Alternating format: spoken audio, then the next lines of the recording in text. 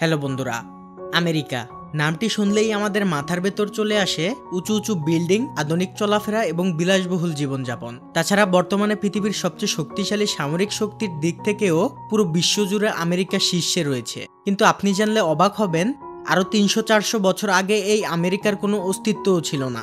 ইউরোপিয়ানদের আগমনের আগে এই আমেরিকা ছিল বিশাল অরণ্য আর জঙ্গলে ভরা, যেখানে আধুনিকতার ছোঁয়াও ছিল না। তখন সেখানে রাজত্ব করত প্রাচীন আদিবাসী ও তাদের প্রাচীন সংস্কৃতি এবং ধর্মীয় রীতিনীতি। হ্যাঁ, বলছিলাম ২০০৬ সালে রিলিজ হওয়া অনেক জনপ্রিয় একটি মুভি যার নাম অ্যাপোকালিপ্টো।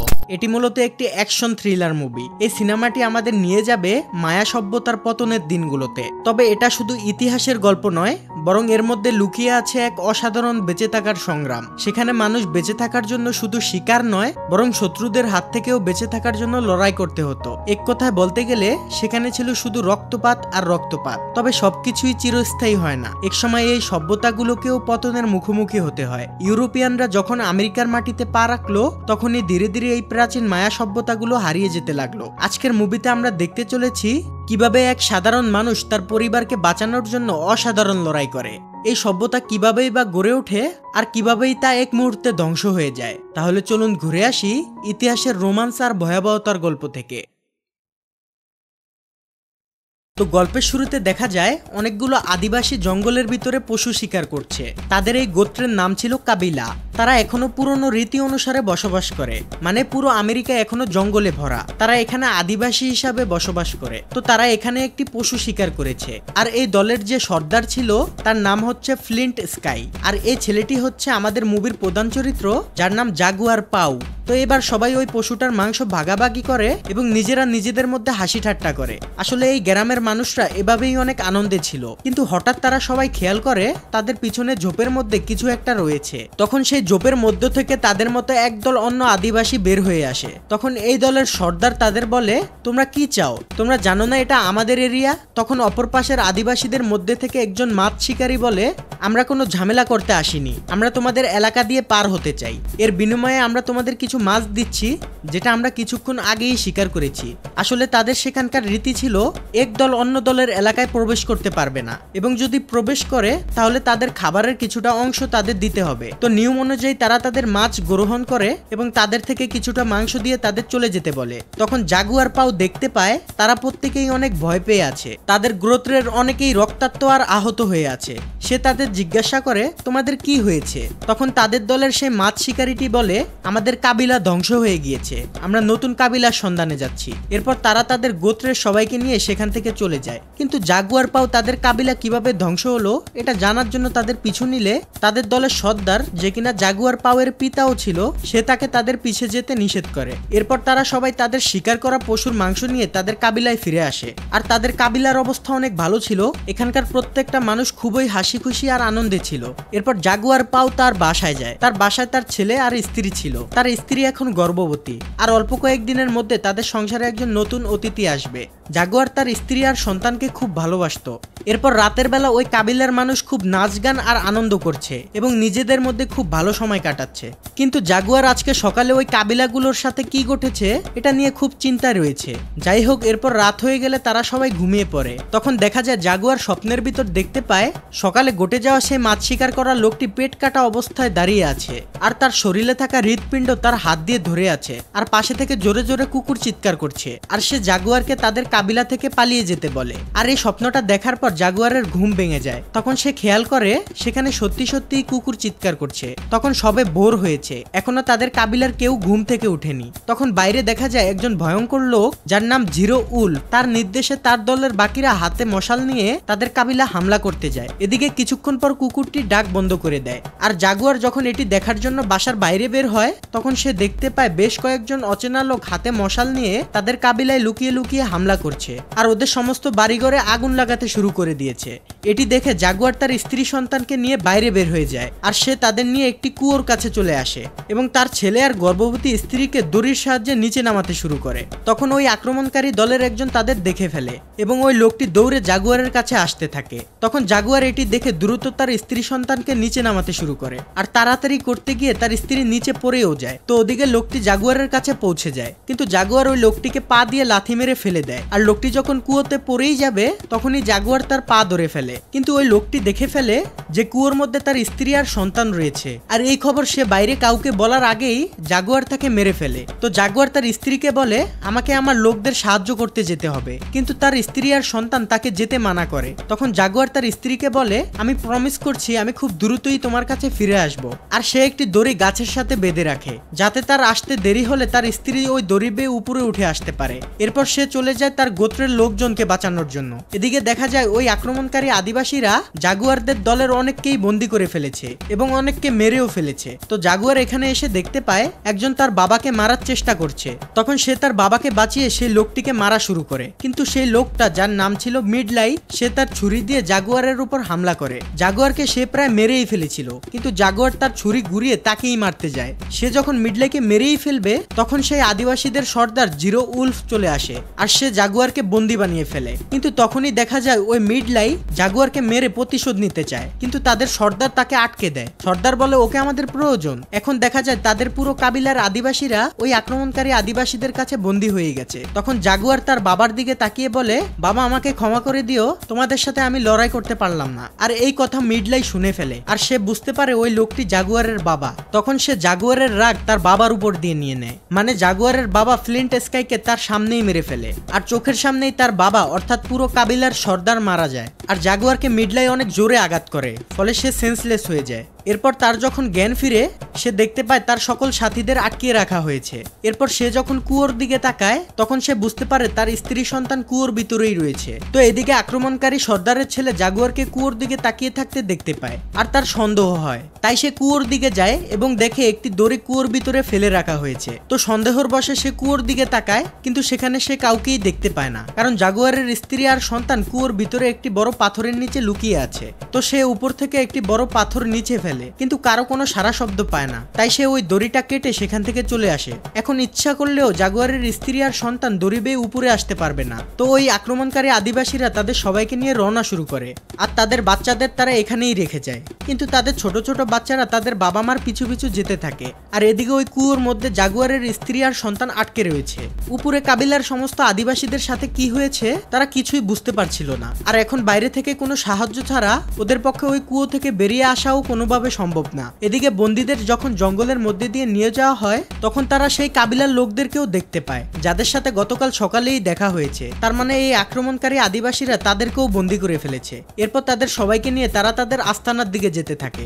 আর কিছু দূর যাওয়ার পর তারা একটি নদী পার হতে থাকে আর তাদের বাচ্চারা নদীর এপার থেকেই তাদের জন্য কান্না করতে থাকে। তো এরপর বন্দীদের সবাইকে অনেক দূরের রাস্তায় নিয়ে যাওয়া হয়। যাওয়ার পথে তাদের নদী পার করতে হয়, উঁচু উঁচু পাহাড় দিয়ে যেতে হয় এবং মারাত্মক এই ভয়ানক যাত্রা শেষে তারা এমন একটা জায়গায় পৌঁছায় যেখানে অনেক লাশ পড়ে থাকতে দেখি আমরা, মানে এখানের আদিবাসীদেরকেও তারা বন্দী করে ফেলেছে। আর সেখানে একটি বাচ্চা মেয়ে ছিল। তখন সেই বাচ্চা মেয়েটি আক্রমণকারী আদিবাসীদের বলে খুব দ্রুতই পবিত্র সময় আসবে, দিনের বেলা অন্ধকার হয়ে যাবে আর একটি লোক তোমাদের এখান থেকে জঙ্গলে নিয়ে যাবে এবং তোমাদের পুরো সাম্রাজ্য সারা জীবনের জন্য ধ্বংস করে দেবে আর জঙ্গলের ভিতরেই তোমরা শেষ হয়ে যাবে। কিন্তু আক্রমণকারীরা তার এই কথায় কোনো পাত্তা দেয় না, তারা বন্দীদের নিয়ে সামনের দিকে এগিয়ে যায়। কিছুক্ষণ পর তারা সবাই বন্দীদের নিয়ে তাদের রাজ্যে ফিরে আসে। সেখানে আমরা দেখি অনেক মানুষ কাজ করছে আর এখানকার প্রত্যেকটা শ্রমিকের অবস্থা প্রচন্ড খারাপ ছিল, মানে আক্রমণকারী আদিবাসীরা জাগুয়ারদের মতো তাদেরকেও এখানে এনে বন্দী বানিয়ে কাজ করাচ্ছে। যাই হোক, তখন জাগুয়ারদের আরো সামনের দিকে নিয়ে যাওয়া হয়। তো এরপর আমরা দেখি আক্রমণকারী কাবিলার সর্দার জিরো উলফ তাদের সবাইকে একটি লোকের কাছে নিয়ে যায় আর সেই লোকটি জিজ্ঞাসা করে এখানে কতজন আছে। সর্দার বলে এটা আমার ছেলে বলবে, আর সর্দার এর সাথে এটাও বলে এবার কিন্তু আমার বেশি টাকা চাই, মানে তারা ওদেরকে ধরে নিয়ে এসেছে বিক্রি করার জন্য। আর এখানে মহিলাদেরকেও বিক্রি করা হয়। এরপর পুরুষ আর মহিলাদেরকে আলাদা করে ফেলা হয় এবং সকল পুরুষদের গায়ে নীল রং লাগানো হয়, কিন্তু জাগুয়ারদের দলের কেউই বুঝতে পারে না তাদের কেন এই নীল রং লাগানো হয়েছে। এরপর জাগুয়ারদের দলের সকল ছেলেদের একটি গুহার মধ্যে দিয়ে নিয়ে যাওয়ার সময় তারা দেখতে পায় দেওয়ালের মধ্যে অনেকগুলো চিত্র আঁকা আছে যেখানে নীল রং করা মানুষদের হত্যা করে মাথা কেটে ফেলা হয়। এটা দেখে জাগুয়াররা বুঝতে পারে তাদেরকে যারা কিনেছে তারা তাতে সৃষ্টিকর্তাকে খুশি করার জন্য তাদের বলি দিয়ে দিবে। এই চিত্র দেখে সবাই খুব ভয় পেয়ে যায়। এরপর তাদের সাম্রাজ্যের ভিতরে নিয়ে যাওয়া হয়। সেখানে দেখা যায় অনেক মানুষ তাদের বলি দেখার জন্য পাগল হয়ে আছে। এরপর তাদেরকে অনেক উঁচু একটি সিংহাসনের উপরে উঠানো হয় যেখানে আগে থেকেই অনেক মানুষকে বলি দেওয়া হচ্ছিল। তখন জাগুয়ারদের সামনে একজনকে বলি দিয়ে তার মাথা কেটে নিচে ফেলে দেওয়া হয়, মানে তাদের কাছে মানুষ মারা আর মশা মাছি মারা এক কথা।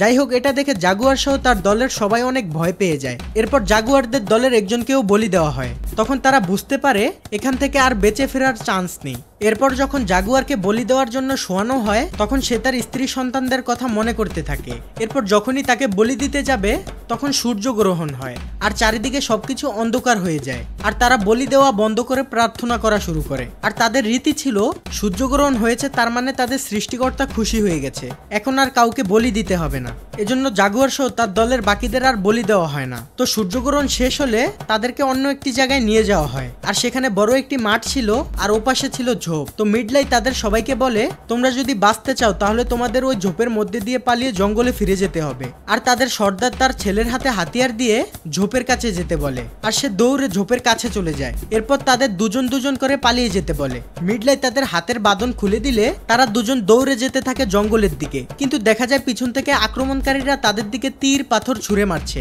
মানে তারা এখানে তাদের মেরে হাতের নিশানা প্র্যাকটিস করছে।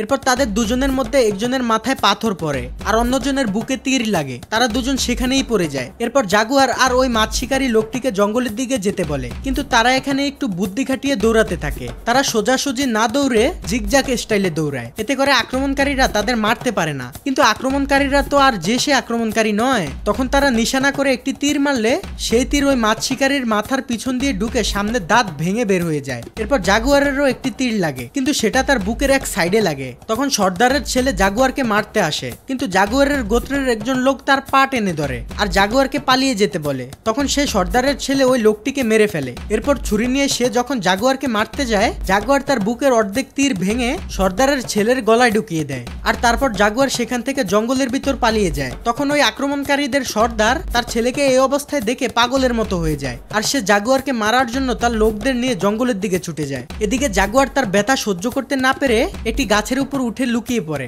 তো সব আক্রমণকারীরা ওই গাছের নিচ দিয়ে যাচ্ছিল আর জাগুয়ার ছিল গাছের উপরে। কিছু দূর যাওয়ার পর আক্রমণকারীরা তাকে আর দেখতে পায় না। তখন তাদের দলের একজন মিডলাইয়ের পিঠে এক ফোঁটা রক্ত দেখতে পায়, যেটা কিনা ওই গাছের নিচ দিয়ে আসার সময় জাগুয়ারের শরীর থেকে তার পিঠে পড়েছিল।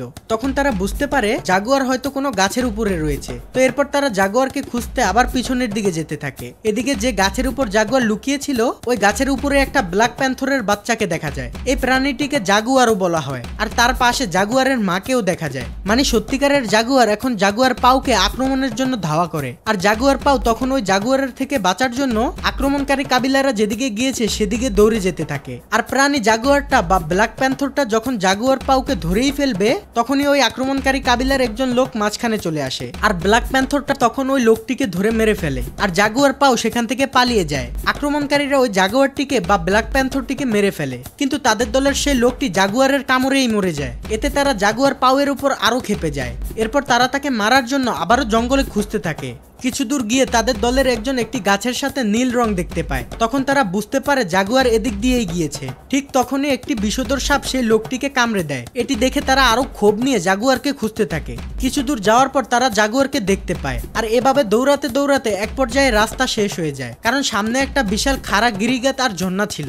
এখান থেকে লাফ দেওয়া মানেই মৃত্যু। তো জাগুয়ারের সামনেও মৃত্যু ছিল আর পেছনে ছিল ওই আক্রমণকারী আদিবাসীরা, মানে পেছনেও মৃত্যু ছিল। তো এর জন্য জাগুয়ার তাদের হাতে মরার চেয়ে ওই গিরিগাত থেকে লাফ দিয়ে দেয়, কিন্তু ভাগ্যজোরে সে বেঁচে যায়। সে কোনো মতে নদীর কিনারায় আসে আর উপরের দিকে তাকিয়ে দেখে আক্রমণকারী কাবিলারা তার দিকে তাকিয়ে আছে আর জাগুয়ার তার নিজের জঙ্গলে চলে এসেছে।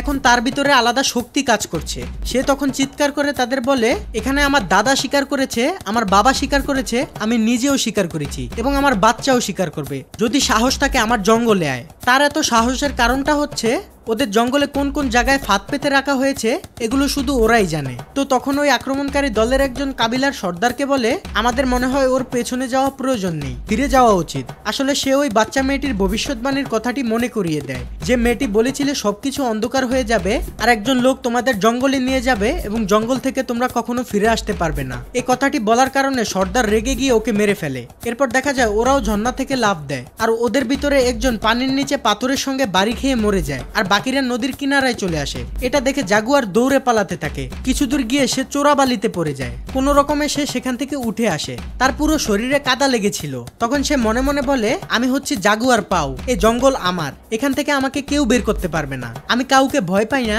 আমি ওদেরকে জঙ্গল থেকে বের করেই ছাড়বো। এরপর ওর মাথায় একটি বুদ্ধি আসে। ওর শরীরে যেহেতু কাদা ছিল তাই সে একটি মৌমাছির চাকা তাদের দিকে ছুঁড়ে মারে এবং সেখান থেকে পালিয়ে যায়। কিছু দূর গিয়ে সে আরেকটি ফাঁদ পাতে। সে একটি ব্যাঙের শরীর থেকে বিষ নিয়ে একটি জায়গায় ঘাপটি মেরে বসে থাকে। যখনই তার সামনে দিয়ে আক্রমণকারী কাবিলারা যায় তখন সে সবার পিছনে থাকা লোকটিকে ওই বিষাক্ত কাঁটা গেঁথে দেয়। আর ওই বিষাক্ত কাঁটা গেঁথে যাওয়ার কারণে আস্তে আস্তে ওই লোকটা সেখানে নিস্তেজ হয়ে মারা যেতে থাকে। তখন লোকটা একটা চিৎকার করলে মিডলাই সে চিৎকার শুনতে পায়। মিডলাই সেখানে গিয়ে দেখে জাগুয়ার তাকে মেরে ফেলেছে। তখন মিডলাই তার হাতিয়ার দিয়ে জাগুয়ারকে মারতে আসে, কিন্তু জাগুয়ার মরে যাওয়া লোকটির হাতুড়ি নিয়ে মিডলাইকে এত জোরে একটি বাড়ি মারে ফলে তার মাথা দিয়ে রক্ত বের হয়ে যায়। আর এই মিডলাই জাগুয়ারের বাবাকে তার চোখের সামনেই মেরে ফেলেছিল, তাই সেই ক্ষোভ নিয়ে জাগুয়ার তার মাথায় আরেকটি বাড়ি মারে। তখন মিডলাই সেখানেই মরে যায়। ঠিক সেই মুহূর্তেই বৃষ্টি শুরু হয়ে যায়। বৃষ্টি দেখে জাগুয়ার মনে মনে ভাবতে থাকে তার স্ত্রী সন্তান তো ওই কুয়োর মধ্যে রয়েছে, ওরা তো পানিতে ডুবে মরবে। আর অন্যদিকে আমরা দেখি জাগুয়ারের স্ত্রীর বাচ্চা প্রসবের ব্যথা শুরু হয়েছে, যে কোনো সময় সে সন্তান জন্ম দেবে।